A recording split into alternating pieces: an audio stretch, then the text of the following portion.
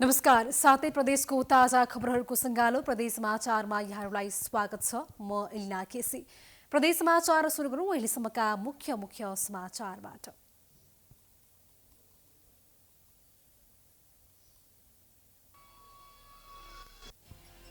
खेल क्षेत्रको विकासमा कर्णाली प्रदेश सरकार गम्भीर रहेको मुख्यमन्त्री शाहीको भनाई। कर्णालीका 10वटै जिल्लामा पूर्वाधार निर्माण भइरहेको जानकारी।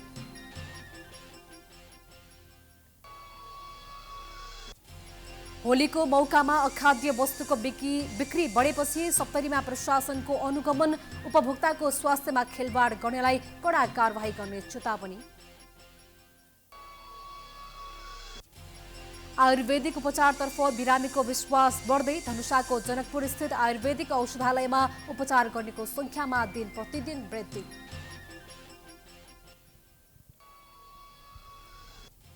र बैंकको चर्को ब्याजदर विरुद्ध मोरङका उद्योगी व्यवसायी आन्दोलित। बैंकहरूको संस्थागत निक्षेपको ब्याजदरलाई 6% छाड्नुपर्ने माग।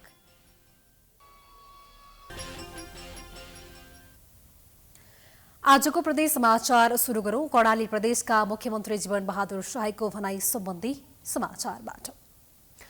कर्णाली प्रदेशका मुख्यमन्त्री जीवन बहादुर शाहीले खेल क्षेत्रको विकासका लागि सरकारले पूर्वाधार निर्माणसँगै खेलाडी प्रोत्साहनलाई प्राथमिकतामा राखेको बताएका छन्। मंगलबार कर्णाली प्रदेश खेलकुद विकास परिषदले आयोजना गरेको खेलाडीसँग मुख्यमन्त्री कार्यक्रममा मुख्यमन्त्री शाहीले कर्णालीमा पहिलो पटक प्रदेशको गौरवको रङ्गशाला निर्माणका साथै 10वटै जिल्लामा खेलकुदका पूर्वाधार निर्माण भइरहेको बताएका थिए। मुख्यमन्त्री शाहीले नेपालमै पहिलो पटक भलिबलको अन्तर्राष्ट्रिय कभर्ड हल निर्माणसँगै 10औं राष्ट्रिय खेलकुद प्रतियोगिता आयोजना गर्नका लागि पूर्वाधार निर्माणमा प्रदेश सरकार लागेको बताए। कर्णालीमा खेलकुदका पूर्वाधार नहुँदा अहिलेसम्म राष्ट्रिय प्रतियोगिता हुन नसकेको भन्दै मुख्यमन्त्री शाहीले अब कर्णालीले 10औं राष्ट्रिय खेलकुद प्रतियोगिता आयोजना गर्ने गरी पूर्वाधार निर्माणमा लागेको दावी गरे। बहुवर्षीय चाहिँ रङ्गशाला बन्दैछ अनि प्रत्येक जिल्लाहरूमा कभर्ड हल बनाउने, माथि अल्ट्रा चाहिँ म्याराथनको लागि हामीले प्रयास गर्ने, यी हामी लागिरहेका छौँ। त्यसपछि अघि पनि मैले भने कि अब आउने खेलाडीहरूको लागि के गर्न सकिन्छ, सुरक्षा कसरी दिन सकिन्छ, खेलाडीहरूलाई अगाडि बढाउनलाई उनीहरूको एजुकेसन सेक्टरमा हामीले कसरी चाहिँ हेल्प गर्न सक्छौँ, अनि यिनीहरूलाई चाहिँ क्लोज क्याम्पमा कसरी राख्न सक्छौँ भन्ने कुराहरूमा चाहिँ सरकारले खेलकुदका पदाधिकारीहरूलाई सम्बन्धित मन्त्रालयलाई निर्देशन दिएको छ। त्यही अनुसारको चाहिँ प्लान बनाएर ल्याउनुहोस् भन्ने कुरा चाहिँ मैले गरिसकेको छु। कार्यक्रममा सहभागी खेलाडी तथा खेल प्रेमी दर्शकले कर्णाली प्रदेशमा खेलकुदको सम्भावना भएकोले खेल क्षेत्रमा सरकारको आगामी योजनाका बारेमा जिज्ञासा राखेका थिए।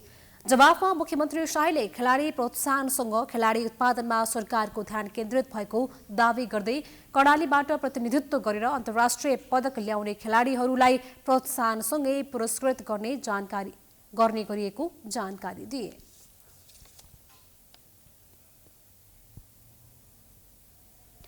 अबलाको होली पर्वमा अखाद्य वस्तुको बिक्री वितरण बढेपछि जिल्ला प्रशासन कार्यालय सप्तरीले अनुगमन गरेको सम्बन्धी समाचारतर्फ। होली पर्वमा अखाद्य वस्तुको बिक्री वितरण हुन थालेको भन्दै गुनासो बढेपछि जिल्ला प्रशासन कार्यालय सप्तरीले अनुगमनलाई तीव्रता दिएको छ।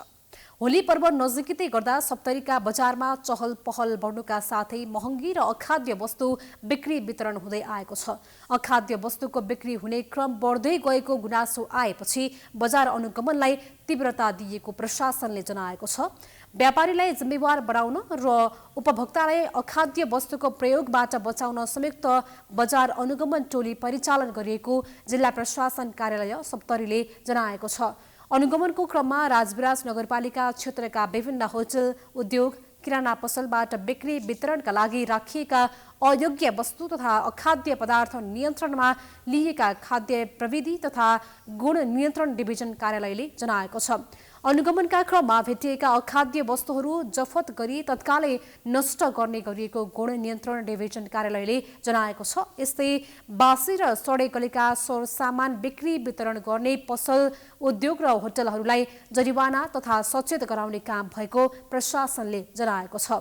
अनुगमनका क्रममा म्याद गुज्रेका खाने तेल, खाद्य सामग्री, चिसो पेय पदार्थ तथा सिल नभएको अरहम अकबर कम्पनीका पानीको जार लगायतका सामग्रीहरू जफत गरी तत्कालै नष्ट गरिएको छ।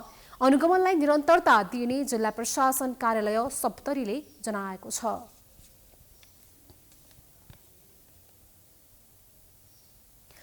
प्रदेश समाचारमा पालो भएको छ विश्रामको।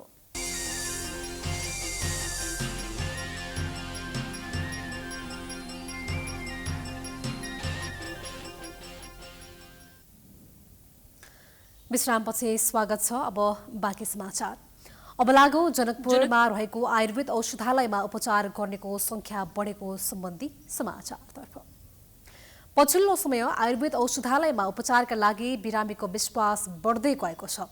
मध्य प्रदेशको राजधानी जनकपुरमा रहेको आयुर्वेद औषधालयमा उपचार गर्नेको संख्या दिन प्रतिदिन बढ्दै गएको छ।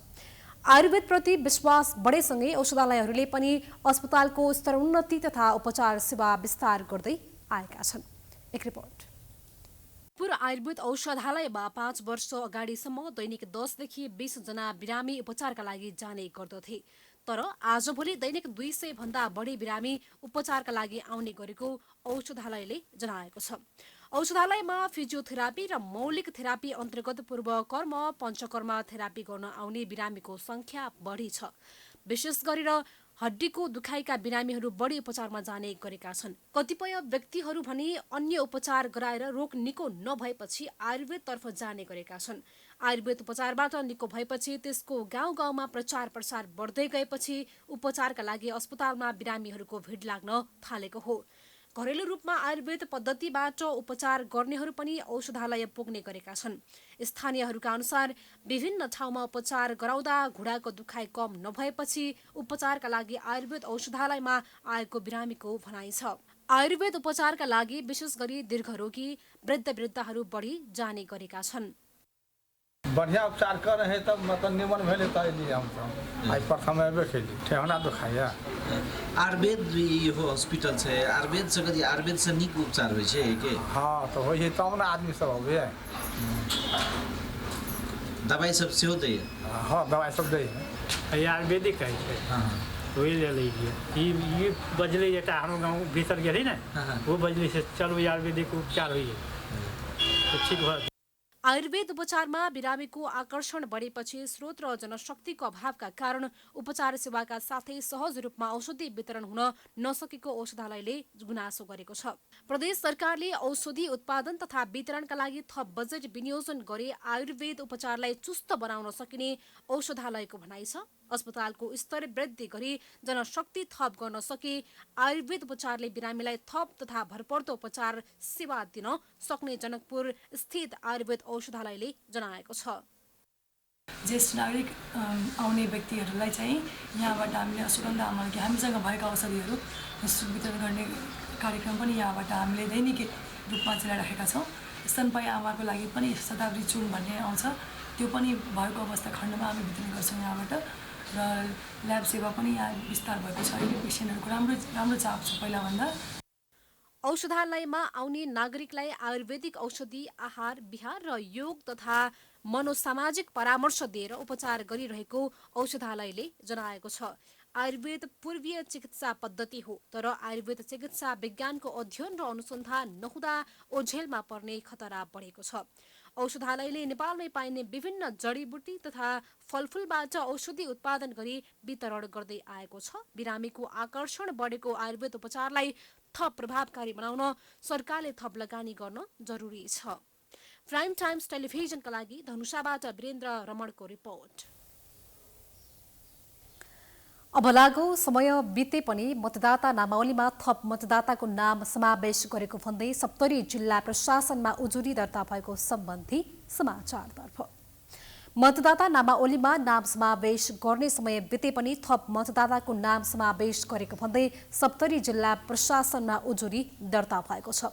लोकतान्त्रिक समाजवादी पार्टी नेपाल सप्तरीले प्रमुख जिल्ला अधिकारी जनार्दन गौतम समक्ष उजुरी पत्र बुझाएको हो। आगामी स्थानीय तह निर्वाचनका लागि गत माघ 24 गते नै मतदाता परिचय पत्रको लागि आवश्यक विवरण लिने काम बन्द भइसकेको थियो। गत माघ 27 र 28 गते राजविराज नगरपालिका 6 का केही व्यक्तिहरूको निजी घरमा गई फोटो खिच्ने काम र मतदाता सूचीमा समावेश गर्ने काम भएको उजुरीमा उल्लेख गरिएको छ। पार्टीका जिल्ला अध्यक्ष सुनिल कुमार झाद्वारा बुझाइएको उजुरीमा समय गुर्जिसके पनि फोटो खिचिएका केही व्यक्तिको नाम निर्वाचन कार्यालयको आधिकारिक वेबसाइटमा समेत फेला परेको भन्दै तत्काल हटाउन लोसपाले माग गरेको छ। साथै समय बिते पनि नामावली सङ्कलनमा सहभागी हुने कर्मचारीलाई कारबाहीको माग समेत गरिएको छ। मतदाता नामावलीका विषयमा आवश्यक छानबिन गरी दोषीमाथि कारबाही गरिने प्रमुख जिल्ला अधिकारी गौतमले बताएका छन्। उजुरीमा थप गरिएका 84 जनाको नामावली समेत बुझाइएको लोसपाले जनाएको छ।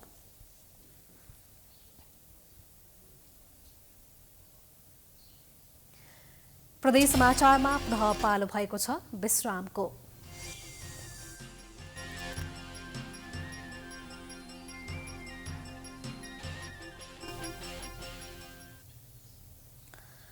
विश्रामपछि पुनः स्वागत छ। अब बाँकी समाचार। अन्तमा बैंकको चर्को ब्याजदर विरुद्ध मोरङका उद्योगी व्यवसायी आन्दोलित भएको सम्बन्धी समाचार।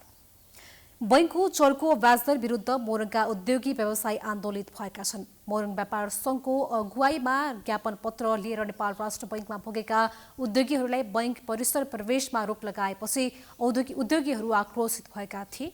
बैंकको चर्को ब्याज वृद्धिलाई रोक्नुपर्ने माग गर्दै उद्योगीले आन्दोलन सुरु गरेका छन्।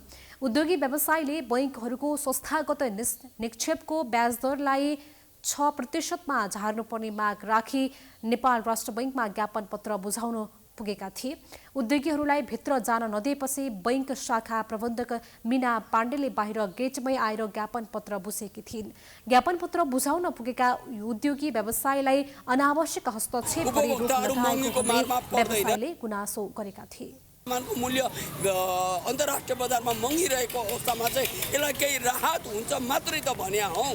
त्यस कारणले गर्दाखेरि यो उद्योगीहरूलाई जुन एउटा हेप्ने राज्यको कर्मचारी तन्त्रको जुन एउटा सोच छ, मलाई लाग्छ यसलाई जबसम्म हटाउँदैन तबसम्म यस्ता दुर्व्यवहारहरू उद्योगी व्यवसायीहरू मात्रै भइ नै रहन्छन्। यसको हामी कडा रूपले विरोध गर्छौँ। आवश्यक परे प्रतिवाद पनि गर्न उद्योगी व्यवसाय अब हिचकिचाउने छैन। प्ले कार्ड सहित पुगेका उद्योगीहरूलाई बैंक प्रशासनले प्ले कार्ड फ्याँकेपछि मात्र ज्ञापन पत्र बुझ्ने जानकारी दिएको थियो। सङ्घका अध्यक्ष नवीन रिजालले नेतृत्वमा गएको टोलीलाई बैंक प्रशासनले रोक लगाई अभद्र व्यवहार गरेको उनीहरूको गुनासो छ।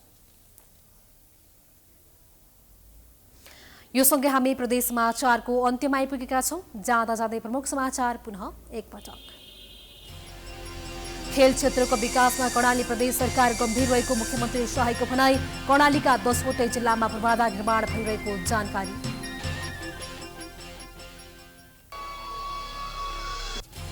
होलीको मौकामा अखाद्य वस्तुको बिक्री बढेपछि सप्तरीमा प्रशासनको अनुगमन।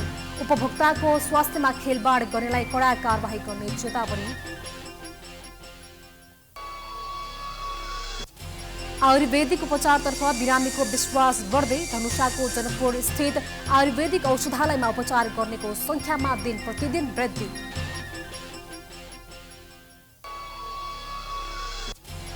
र बैंकको चर्को ब्याजदर विरुद्ध मोरङका उद्योगी व्यवसायी आन्दोलित। बैंकहरूको संस्थागत निक्षेपको ब्याजलाई 6%मा झार्नुपर्ने माग।